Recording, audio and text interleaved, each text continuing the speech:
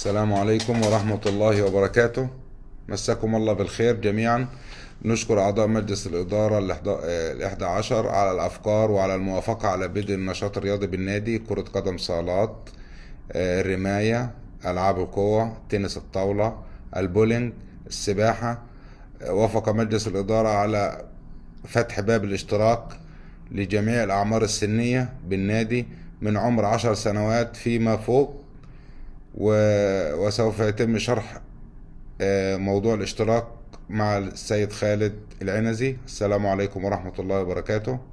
صم جميعا اخواني واخواتي. النادي رئيس اللجنة الرياضية نادي كرة الرجل الصم هادي العجمي مشكور، جزاه الله خير على شرح الموضوع. الكل ينتبه لحين مهم جدا. علم دولة الكويت الحبيبة، الهدف كله ان نكون مرتاحين رفع علم دولة الكويت الحبيبة في المحافل الدولية والعالمية، وتطوير والهمة والنشاط والتدريب. الكل يحاول يشارك معانا بالنادي من الصم من 10 سنوات الى 35 عام، في كرة قدم صالات، في بولينج، في رماية، في سباحة، في ألعاب قوة. جميع الألعاب متوفرة لدينا بالنادي، ونحن نقوم بوضع جدول في لوحة الإعلانات بالنادي لتسجيل الأسماء برقم التليفون. ندش النادي صوب اليسار لوحة الإعلانات، نسجل الاسم، رقم التليفون والرقم المدني والجنسية. واضح؟ بعد التسجيل إن شاء الله بإذن الله سوف تقوم إدارة النادي باختار اللاعبين ببدء التدريب.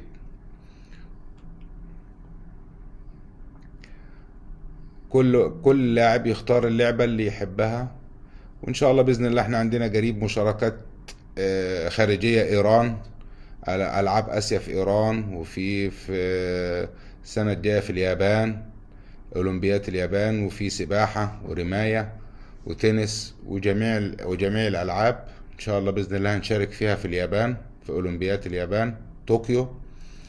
ولا ينسى